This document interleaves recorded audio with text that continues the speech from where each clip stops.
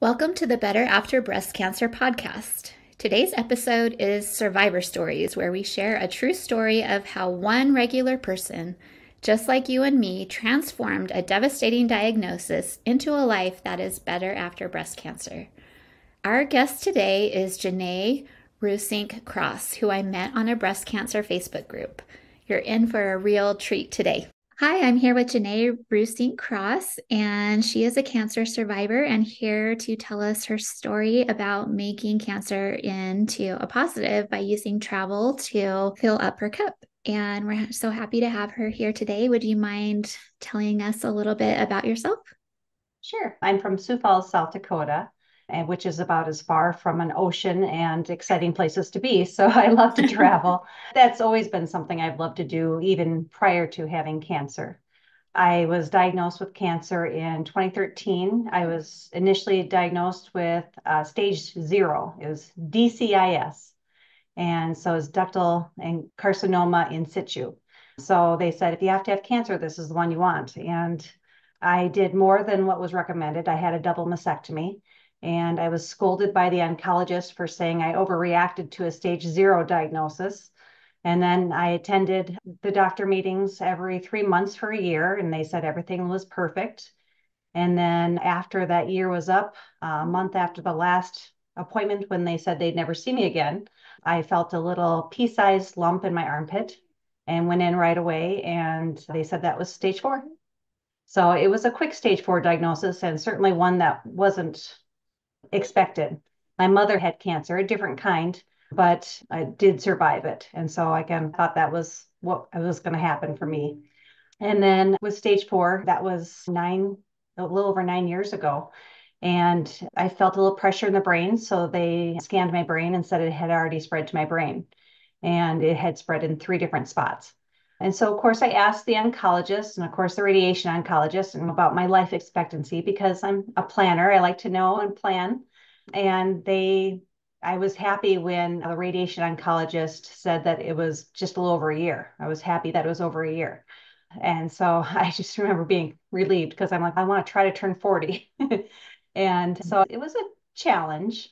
And so I felt, gosh, I don't want to buy anything new. It's not worth the money to spend to buy new boots. And it just felt like I was living my last holidays, last days. And it was certainly a tough situation to be in. It's hard to go through chemo when you know you're not going to beat it. You're just trying to survive for longer. And of course, I was on the tough chemo and lost the feeling in my fingertips and lost my hair, eyebrows, eyelashes, and eventually got my hair back, which was nice, but the cancer was still in my brain. My body scans looked good, but the cancer was still in my brain because the chemotherapy didn't work in the brain. And so they did brain radiation and it didn't work on any of the spots. So eventually, one summer after another, I had to have a brain surgery to take care of the spot of cancer, which I'm lucky for. I had good insurance and I went to Mayo Clinic in Rochester and had some fantastic doctors. And I've had clean brain scans for 4 years now, and what they would call NED, no evidence of disease. I certainly still have infusions in my port every 3 weeks, and I still have the side effects of some of the tough medicine and have regular fatigue and headaches. But by and large, I'm just so grateful that I'm still here. It's after 9 years, I'm still here and still fighting cancer. I'm And really impressed with diagnosed with your reaction after you found out you had a year to live, that you were right. actually excited. I have a whole year. Yeah, and I've been blessed to be in stage 4 groups with other cancer patients of all different types of cancer. And I feel very blessed that I've had good doctors and good treatments available to me and just hope that for others. And I think that's the big reason why I posted on the cancer Facebook page where you found me is that is the first time I've actually made a post is just to let people know that, yeah, I know we're struggling. I know we're going through some really tough times, but sometimes there can be some positive things on the other side. And so it's just to get through it and hope for the best. Yeah, absolutely. Do you have kids? I don't have any kids. You hear my dogs probably in the background, but no, I You don't have have fur kids. babies, huh? I used to answer that question saying I have 150 new kids every year working out of high school. And cancer takes a lot away from you. It took away my hair, it took away the feeling in my fingertips, it took away my job eventually. By the time I needed my third brain surgery, I didn't have the energy to teach full time anymore. So I go back and sub. But it takes a lot away from you. So then you have to try to look for, okay, what do I still have and what can I still do out of the things I want to do in my life? Yeah, I love how you made a positive out of something that could devastate somebody and could destroy their life. And you just decided, I'm going to take this into my own hands and I'm going to live the life that I've always dreamed of. And you went ahead and did that. So tell us a little bit about your traveling and what started that. Um, I just enjoy going to other places. I think a big thing that started it was my master's degrees. I was part of a special program where they would take a busload of teachers from South Dakota in our master's degree program and take us to different historical sites, battlefields, lectures with prominent historians. And we just got to do a lot of traveling in the summer and, of course, a lot of hard work during the school year. But that was a ton of fun. And then I just thought, gosh, there's so many places I still haven't seen yet. And so then I got to travel more internationally and look at the historical places there and see things that I've always taught about in the classroom. And now I finally get to experience them. Tell us about some of the places you've gone to. Oh, I have Greece in the background. I've gotten to go to Istanbul, gosh, Paris, Rome, gosh. I did just this last year, I did Greece, Turkey, Egypt, Cyprus, Crete, and Australia, New Zealand, and I did the British Isles and Denmark. So lots of places just this year. Four cruises this year. I did Spain as well. I did a transatlantic cruise where I went from New York all the way to Italy, hitting some places in between. And unfortunately, sometimes I have to go by myself, which is okay. I get to meet a lot of people and I meet a lot of people who have lost spouses along the way, a lot of brave people who are willing to go out and try things after they've lost their spouses by themselves. And so it's neat to see some of the new people that I meet and share stories. So, what did you do if you were traveling and you just didn't feel well that day? If you had a headache or something, which I'm sure you have with all the radiation to the brain and the Yeah. surgeries that you've had.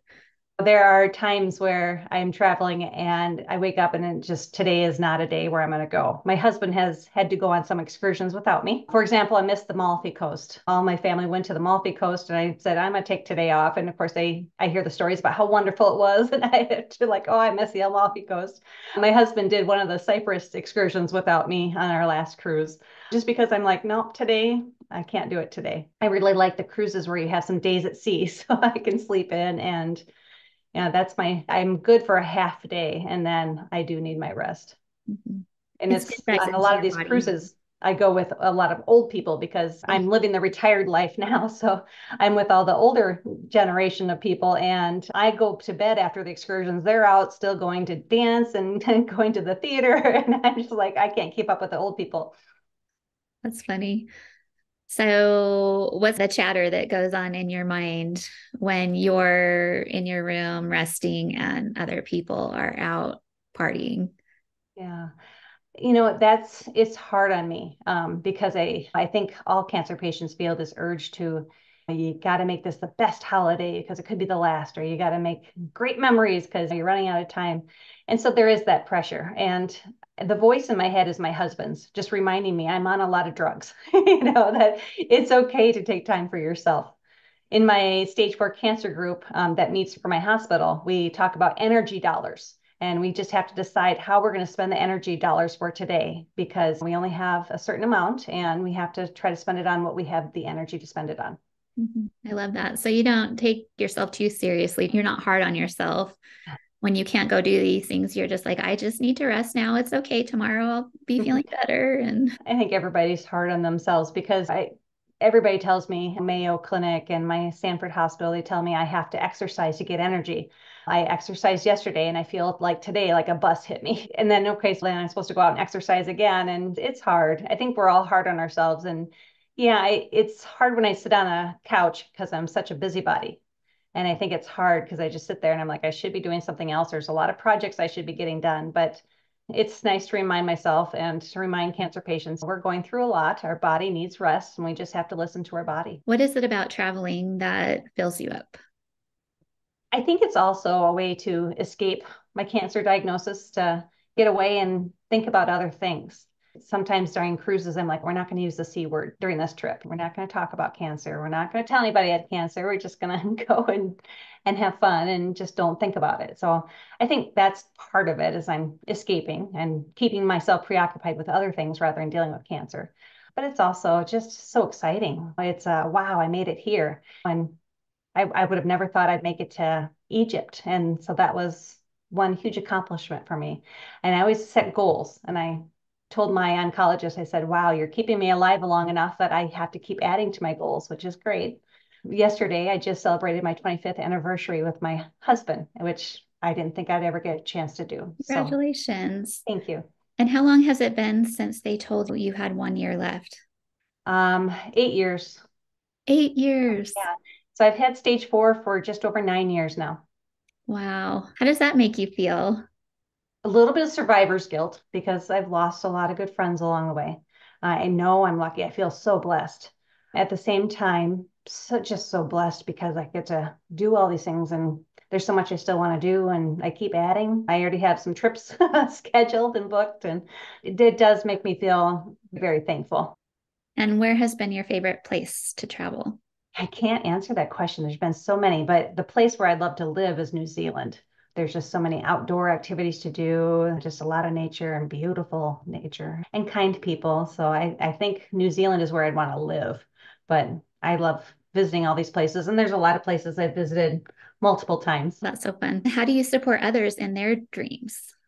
As far as Facebook, I make sure I go on and talk to other people in the cancer Facebook groups and just try to offer some hope, because you have people who ask the questions, have you had any success on this drug? Or how long have you lived with a metastatic breast cancer diagnosis? Or how bad is radiation to the brain? And so it's nice to go on just to try to tell people it's okay, you're going to get through it. And then, of course, I have the stage 4 cancer group that I meet with.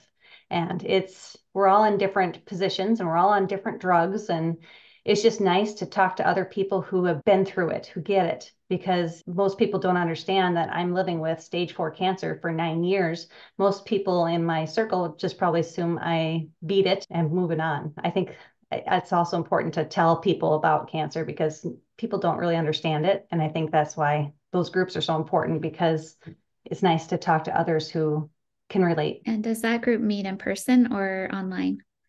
Both. I've gotten more therapy out of meeting with people in person than online, just because it's been nice to have those one-on-one connections. I have a group of ladies from my first group. We're the only 3 left out of a large group, but we still get together and have coffee and meet, and that means the world to me. And they've been dealing with stage 4 cancer longer than I have. That's been helpful for me to see that hopefully I still have some time ahead. People to look up to. Yeah, it's tough because every 3 months we have scans and things can change quickly. And I've seen that happen too many times to too many good people. And so I try to make the most out of every 3 months I can. And then once I get past the scans, plan some more trips and go. I think I forgot to ask you in the beginning which type of cancer you have. Yeah, I have breast cancer. It's triple positive. And if I was diagnosed with this in the 90s, I might not have gone very well. But Sentence. in the late 90s, they have a new drug, Herceptin, and that has been a life extender for so many people. Yeah, that's the type I have as well. So I'm familiar with that and finished about a year and a half ago. Okay, we're at the point in the podcast where we do rapid fire questions. Oh, And no. if you could just answer in a complete sentence, that would be great. So, what is a unique kindness someone showed you when you were going through treatment? I would say so many churches and so many nameless volunteers who have donated special bags or other items to give to cancer patients that they don't even know the name of. So it's just a unique kindness where they just would donate things to strangers. What's your favorite book about breast cancer? I have not read any books about breast cancer. That's probably smart in some cases because you get so much conflicting information. And I go online a lot and I read studies. So that's where I find a lot of hope. MedAdvisor sends out studies specifically on your type of cancer or if you have cancer in the brain. And so that's nice. Those are the type of things I read or studies, something that's factual and pertains specifically to me. So you sign up for what type of cancer you have, and they send things to your inbox if there's studies on your type of cancer? Correct. Oh, wow, that's really helpful. Yeah. Number one help when you were going through chemo? Oh, my husband, without a doubt. He did so many things. Like his favorite words are, "How can I help you?" He hears me go, "Ugh," and he just says, "How can I help you?" I was dealing with hot flashes and he installed a fan above our bed. So I just have a remote control where I can constantly turn on the fan on and off as much as I need throughout the night so I can stay comfortable. Oh, that's so thoughtful and so hard when you're only in your 40s and you're going through all these extreme menopausal symptoms. It's horrible. I know, I'm there with you. And that's so kind of him. Yes. Good hubby. Mhm. What's your go-to comfort food? Oh, ice cream and chocolate. Sadly, I drink way too much soda because of the caffeine. Trying to pretend to have energy. Something funny or fun that happened to you during treatment? Oh, I would say it's when my brother-in-law was on a cruise with me, and so I brought multiple wigs, and my brother-in-law happens to be bald, and so we took some pictures just swapping hairstyles back and forth, and so that was fun. I love that. That is so fun when you can make light of a difficult situation. Favorite chemo buddy? Oh, I have so many fantastic chemotherapy nurses. And so I always get excited to figure out which nurse I'm going to get. But I also, since I've been in stage 4 groups, look out in the hallway. As soon as I come in and register for my treatment, I look to see who's in the hallway or who's in the waiting room so I can see who's going to be there. Yeah. But I'm one of those people who likes to close the shades and just rest while I get my chemo. So I don't really have anybody that goes with me. Yeah. Those pre-meds are killer, huh? They make you so Yeah. tired. Mhm. If you could go back in time a year before diagnosis, what would you tell yourself? I think I would tell myself that even though I'm going to go through some tough times, there are some good times still waiting. And I'm tough enough to handle it. I have resilience. I can deal with the stuff that comes my way. And I know that treatment keeps getting easier and easier because they come up with good ways to battle side effects and better drugs. So I would just tell myself that you're going to get through it. Yes, eventually cancer might get you in the end. There's still a lot of life to live. I love that. What is the most surprising positive side effect of your diagnosis? Oh, it was really hard to give up the career that I loved. I enjoyed teaching, and I felt like I finally got to a point where I was a really fantastic teacher. And so it was hard to give up, but at the same time, now I have time to go and travel. I have time to spend my energy dollars on something other than just work. I tried to work for a long time through my cancer diagnosis. And eventually, when I had to give that up, I was really heartbroken, but realized that was a blessing because I can use my time differently. Yeah, and you still get the best of both worlds because you get to travel and substitute teach sometimes. Yeah. What advice would you give someone just being diagnosed with breast cancer? I would say I felt like the world was ending and it didn't. There's so much beyond just that diagnosis. The diagnosis is the hardest part. And so it will get better where you're going to go through some tough treatments, but it does get a little bit better. And to just try to remember the things that you're grateful for. Yeah, I agree with that. I think the diagnosis was the most terrifying time of my whole life. And I was so scared about what was going to happen and, what was going to happen to me, how I was going to feel, if I was going to be sick and losing my hair and all of the things that come along with the diagnosis. But you just take it one step at a time. And for me, at least, it wasn't as bad as I had made it out in my head. Were you that way too? Yes, yeah. And the only thing I really liked about my looks was my hair. And so I did not want to lose my hair. And so that was going to be so hard for me. And eventually it's just hair. I thought it was more important to me than it actually was. Is there anything else you'd like to share with our audience? I just encourage you. I did seek therapy. I talked to a doctor and I think that was helpful. And I sought out other cancer groups because again, I think it helps talking to other people who know what you're going through, who have experienced some of the side effects that you're going through, or some of the thoughts that you've had. Yeah, I think that's great advice. If there's help out there, you just need to ask, and there's lots of people willing to step up and be there for you. Thanks so much for being with us today. healthy and happy during breast cancer.